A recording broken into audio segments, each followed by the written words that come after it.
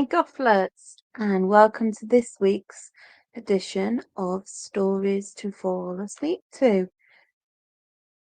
We have a Christmas special edition. I decided to actually read a story, and it's a short story by Jeanette Winterson, and it's called Dark Christmas. Thought something a bit different for you guys. So get yourself comfortable, grab yourself a drink, sit back, relax, and enjoy.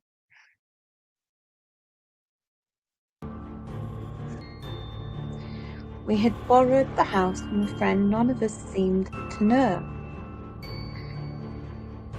The high fallen house stood on an eminence overlooking the sea. It was a square Victorian gentleman's residence. The large bay windows looked down through the pines towards the shore.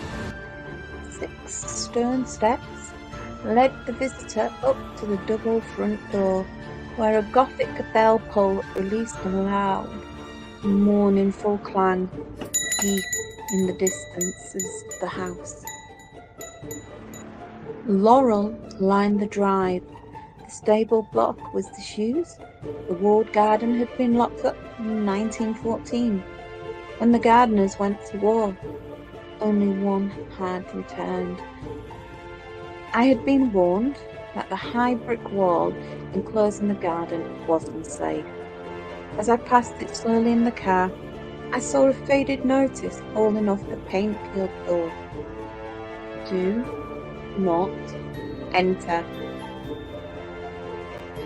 I was the first to arrive. My friends were following by train, and I was to collect them the next day, and then we would settle down to Christmas. I had driven from Bristol, and I was tired. There was a Christmas tree rope on the top of my 4x4 and a trunk load of provisions. We were not near any town, but the housekeeper had left stacked wood to build a fire. I had brought a shepherd's pie and a bottle of Rioja for my first night. The kitchen was cheerful enough once I'd got the fire going and the radio playing while I unpacked our festive supplies. I checked my phone. No signal. Still, I knew the time of the train tomorrow, and it was a relief to feel that the world had gone away. I put my food in the oven to heat up, poured a glass of wine, and went upstairs to find myself a bedroom. The first landing had 3 bedrooms leading off it. Each had a moth-eaten rug, a metal bed, and a mahogany chest of drawers. At the far end of the landing was a second set of stairs up to the attic floor. I'm not romantic about maids' rooms or nurseries, and there was something about that second set of stairs that made me hesitate. The landing was bright in the sudden way of late sun on a winter's afternoon. Yet the light ended abruptly at the foot of the stairs, as though it couldn't go any farther. I didn't want to be near that set of stairs, so I chose the room at the front of the house. As I went to bring up my bag, the house bell started to ring, its jerky metallic hammers sounding somewhere in the guts of the house. I was surprised, but not alarmed. I expected the housekeeper. I opened the door. There was no one there. I went down the steps and looked around. I admit I was frightened. The night was clear and soundless. There was no car in the distance, no footsteps walking away. Determined to conquer my fear, I walked around a little. Then turning back to the house, I saw it. the bell wire rang along the side of the house under a sheltering gutter. Perhaps 30 or 40 bats were dangling upside down on the vibrating wire. The same number swooped and swerved in a dark mass. Obviously, their movement on the wire set off the bell. I like bats. Clever bats. Good. Now supper. I ate. I drank. I wondered why love is so hard. Life is so short. I went to bed. The room was warmer now, and I was ready to sleep. The sound of the sea ebbed into the flow of my dreams. I woke from a dead sleep in dead darkness to hear, what? What can I hear? It sounded like a ball bearing or a marble rolling on the bare floor above my head. It rolled hard on hard, then hit the wall. Then it rolled again in the other direction. This might not have mattered, except the other direction was upwards. Things come loose and roll downwards, but they cannot come loose and roll up unless someone... That thought was so unwelcome that I dismissed it along with the law of gravity. Whatever was rolling over my head must be a natural dislodging. The house was drafty and unused. The attics were under the eaves where any kind of weather might get in. Weather or an animal. Remember the bats? I pulled the covers up to my eyebrows and pretended not to listen. There it was again, hard on, hit on, pause on, roll. I waited to sleep, waiting for daylight. We are lucky, even the worst of us, because daylight comes.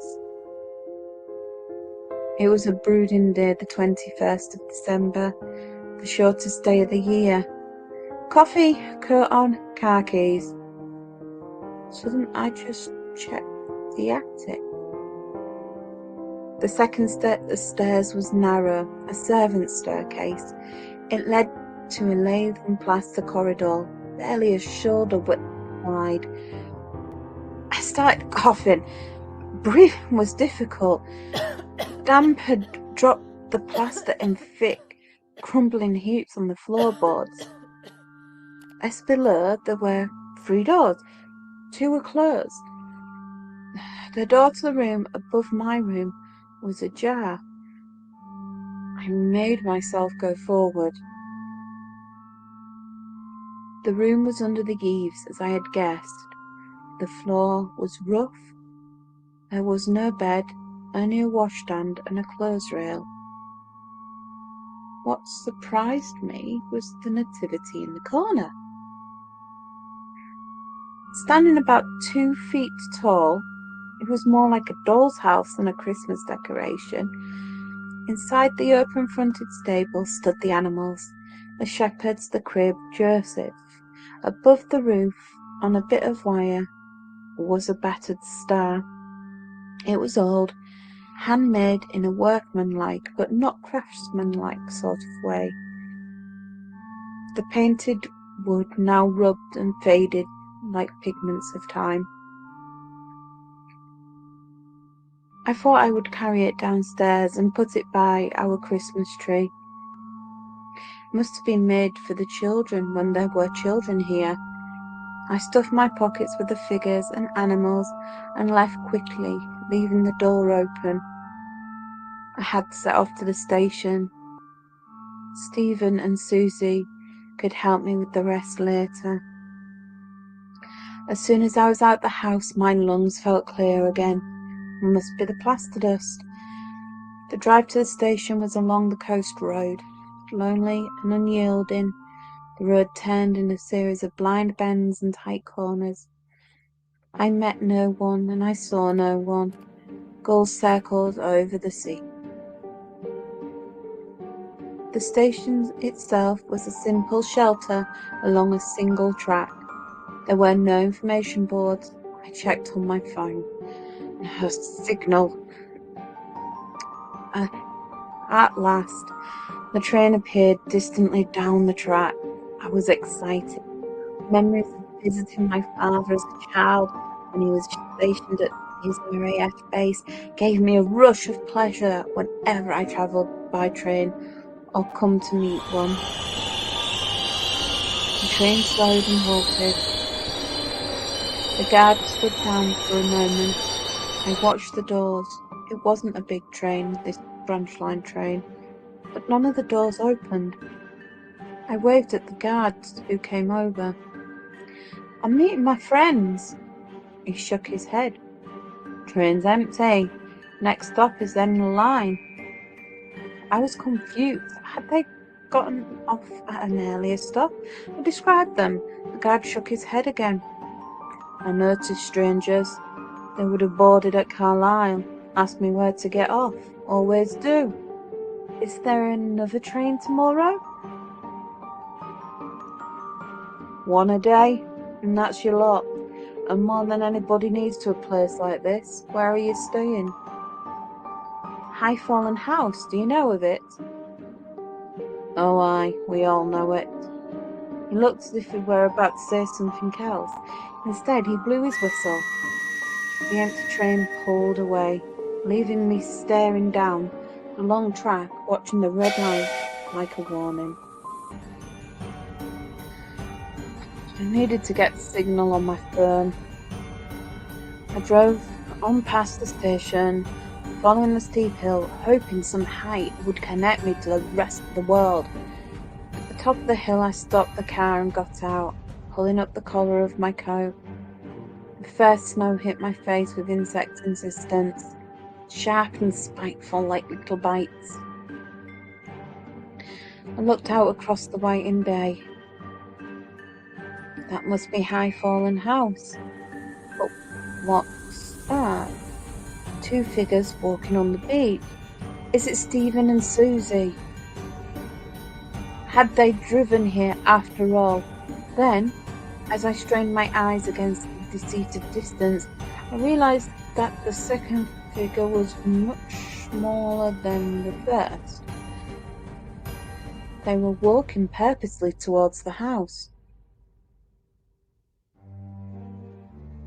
When I arrived back, it was nearly dark. I put on the lights, blew the fire into a blaze. There was no sign of the mysterious couple I had seen from the hill. Perhaps it had been the housekeeper and her daughter, come to make sure everything was all right. I had the telephone number for Mrs. Wormwood, but without a signal I could not call her. The snow was thickening in wind in swirls. "Relax, have a whiskey." I leaned on the warm kitchen range with my whiskey in my hand. The wooden figure I had brought down from the attic were laying on the kitchen table. I should go up and get the stable. I don't want to. I bound up the first set of stairs, using energy to force out an ease. At my bedroom, I put on the light. That felt better. The second set of stairs stood in shadow at the end of the long landing. I felt that constriction in my lungs again. Why am I holding on to the handrail like an old man? I could see that the only light to the attic was at the top of the stairs. I found the round brown bakelite switch. I flicked down the nipple. A single bulb lit up reluctantly. The room was straight ahead. The door was closed. Hadn't I left it open? I turned the handle and stood in the doorway. The room dimly lit by the light from the stairs. Washstand, nativity, clothes rail. On the clothes rail was a child's dress. I hadn't noticed that before. I suppose I'd been in a hurry. Pushing aside my misgivings, I went in purposely and bent down to pick up the wooden nativity. It was heavy and I'd just got it secure in my arms when the light on the landing went out. Hello, who's there? There's someone breathing like they can barely breathe, not faint, struggling for breath. I mustn't turn round because whoever or whatever it is behind me. I stood still for a minute, steadying my nerve. Then I shuffled forward towards the edge of light coming up from downstairs. At the doorway, I heard a step behind me, lost my balance and put my hand to steady myself. My hand gripped something wet. The clothes rail. It must be the dress. My heart was overbeating. Don't panic. Bake light, bad wiring, strange house, darkness, aloneness. But you are not alone, are you? Back to the kitchen for whiskey, Radio 4, and pasta boiling. I examined the dress. It was for a small child. It was hand-knitted. The wool was smelly and sopping. I washed it out and left it hanging over the sink to drip. I guess there must be a hole in the roof, and the dress had been soaking up the rain for a long time. I ate my supper, tried to read, told myself it had been nothing and nothing at all. It was only 8 p.m. I didn't want to go to bed, though the snow outside was like a quilt. I decided to arrange the nativity. Donkey, sheep, camels, wise men, shepherd, star, Joseph. The crib was there, but it was empty. There was no Christ child, and there was no Mary. Had I dropped them in the dark room? I hadn't heard anything fall, and these wooden figures were 6 inches tall. Joseph was wearing a woolen tunic, but his wooden legs had painted boots. I pulled off the tunic. Underneath, the wooden Joseph wore a painted uniform. First World War. When I turned him around, I saw the gash in his back like a stab wound. I'm beat. I dropped Joseph, grabbed the phone. It was a text message from Susie. Trying to call you Eve tomorrow. I pressed call. Nothing. I tried to send a text. Nothing. But what did it matter? Suddenly I felt relief and calm. They had been delayed. That was all. Tomorrow they would be here. I sat down again with the nativity. Perhaps the missing figures were inside. I put in my hand. My fingers closed round a metal object.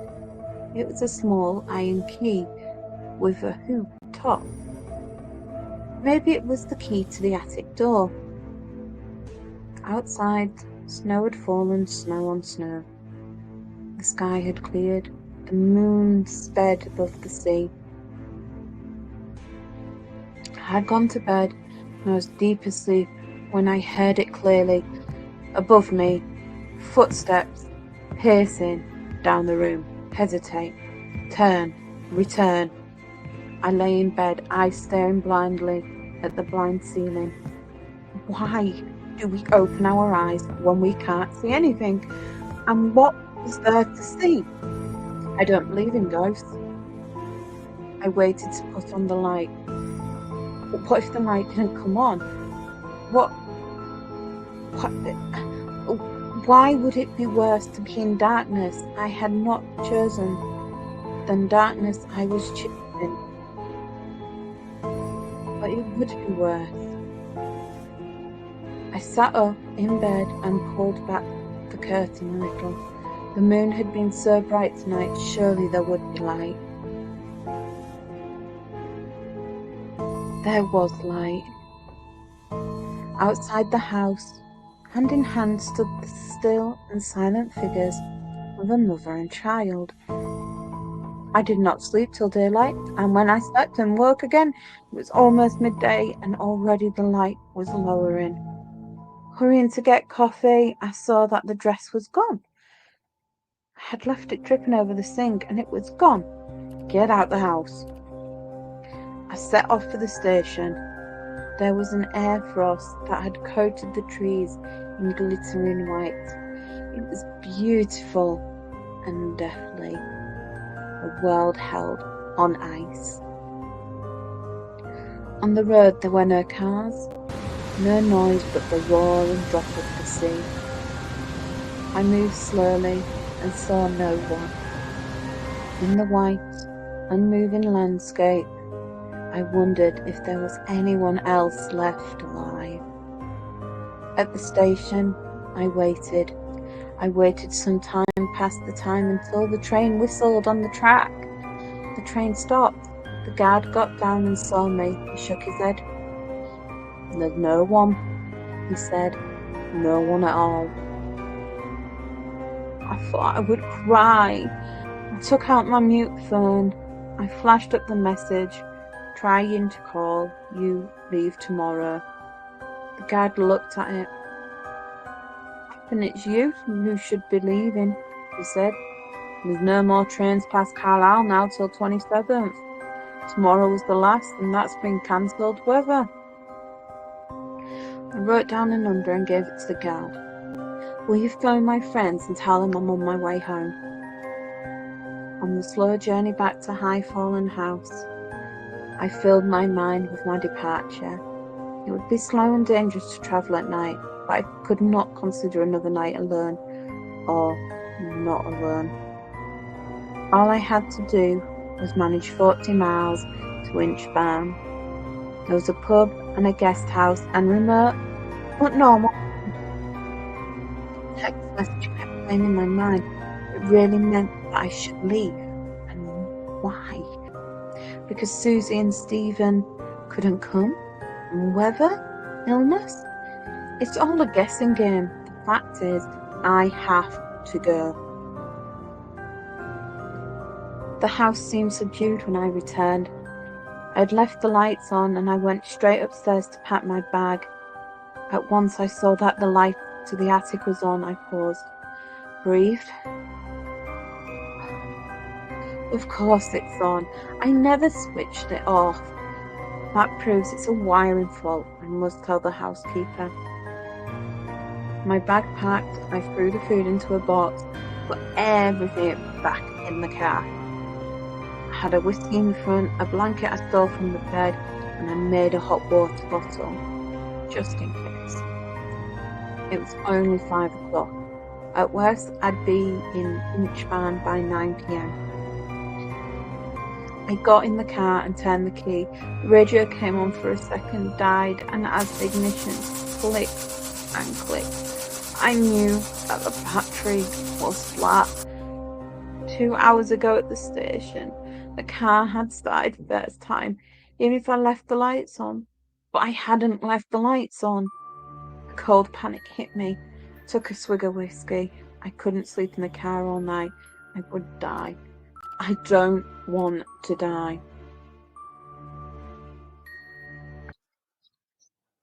Back in the house, I wondered what I was going to do all night. I must not fall asleep. I had noticed some old books and volumes where I'd explored downstairs yesterday. Sorted dusty adventure stories and tales of empire. I sorted through them and came across a faded velvet photograph album.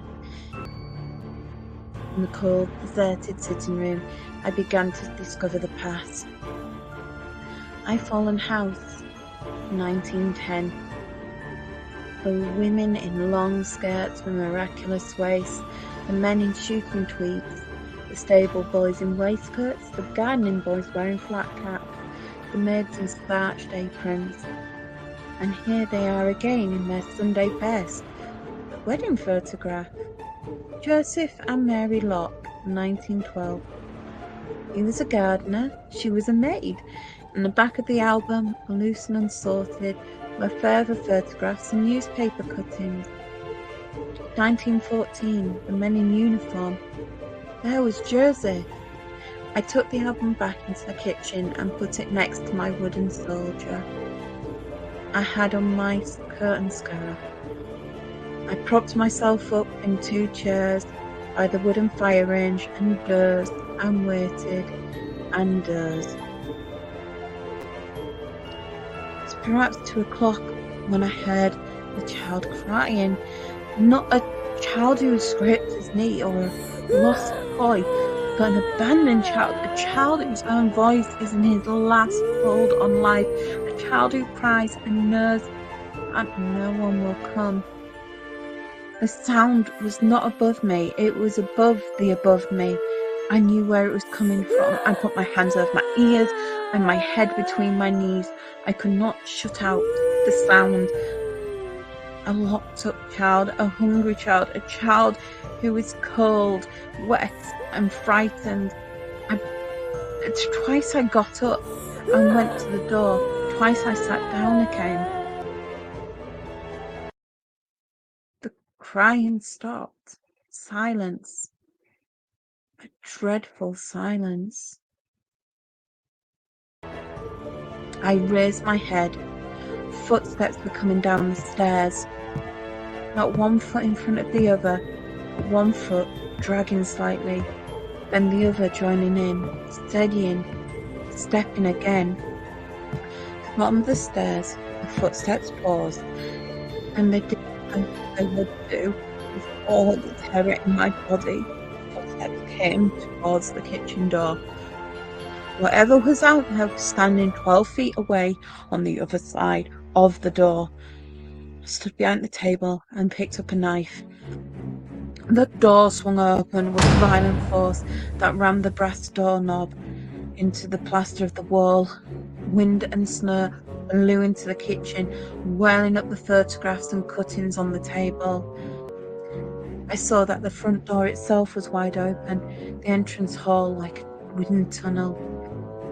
Holding the knife, I went forward into the hall to shut the door. The pendant metal lantern that hung from the ceiling was swinging wildly on its long chain. A sudden gust lurched it forward, the child's swing pushing too high. It fell back at force against the large semicircular fanlight over the front door. The fanlight shattered and fell around my shoulders into shards of sharp rain. Flicker, buzz, darkness. The house lights were out. No wind now, no cries. Silence again. Glass hit in the snow-lit hall. I walked out of the front door and into the night. At the drive, I turned left and I saw them, the mother and child. The child was wearing the woolen dress. She had no shoes. She held up her arms piously to her mother, who stood like stone. I ran forward. I grabbed the child in my arms. There was no child. I'd fallen face down in the snow. Help me. That's not my voice. I'm on my feet again. The mother is ahead of me. I followed her. She's going towards the walled garden. She seems to pass through the door, leaving me on the other side. Do not enter. I tried the rusty hoop handle. It broke off, taking a piece of the door with it. I kicked the door open. It fell off its hinges. The ruined and abandoned garden lay before me. A walled garden of 1 acre used to feed 20 people. But that was a long time ago. There were footprints in the snow. I followed them. They led me to the bothy, its roof patched with corrugated iron. There was no door, but inside seemed dry and sound.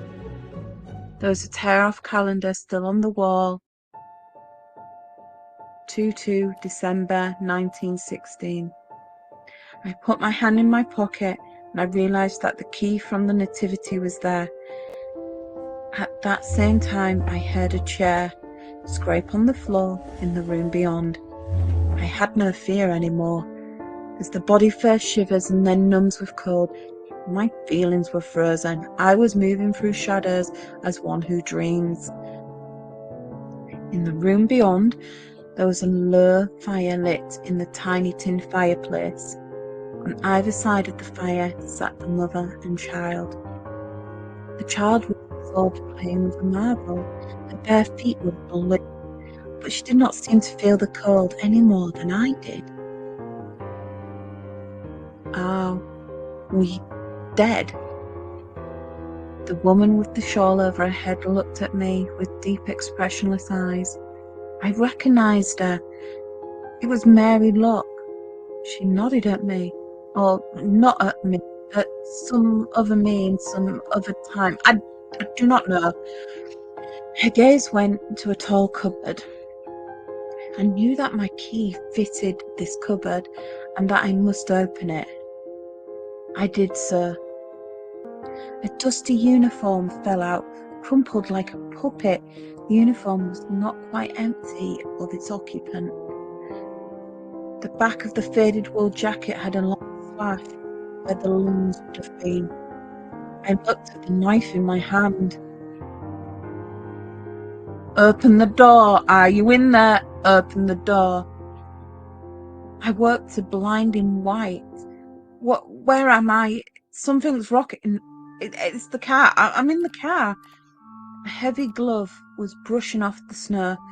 Sat up, found my keys, pressed the unlock button. It was morning. Outside was the guard from the train and a woman who announced herself as Mrs. Wormwood. Fine mess you've made here, she said. We went into the kitchen. I was shivering so much that Mrs. Wormwood relented and began to make coffee. Alfie fetched me, she said, after he spoke to your friends.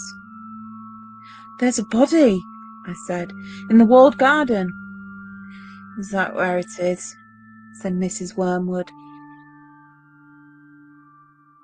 At Christmas 1914, Joseph Locke had gone to war. Before he left for Flanders, he had made a nativity scene for his little girl. When he came back in 1916, he had been gassed. They heard him climbing the stairs, gasping for breath through froth-corrupted lungs. His mind had gone, I said, at night in the attic where he slept with his wife and child. He leaned vacantly against the wall, rolling the child's marbles up and down, down and up, pacing, pacing, pacing. One night, just before Christmas, he strangled his wife and daughter. He left them for dead in the bed and went out. But his wife was not dead. She followed him. In the morning they found her sitting by the nativity, her dress dark with blood, his finger marks living at her throat. She was singing a lullaby and pushing the point of the knife into the back of the wooden figure. Joseph was never found. Are you going to call the police? I said. What for? Said Mrs. Wormwood.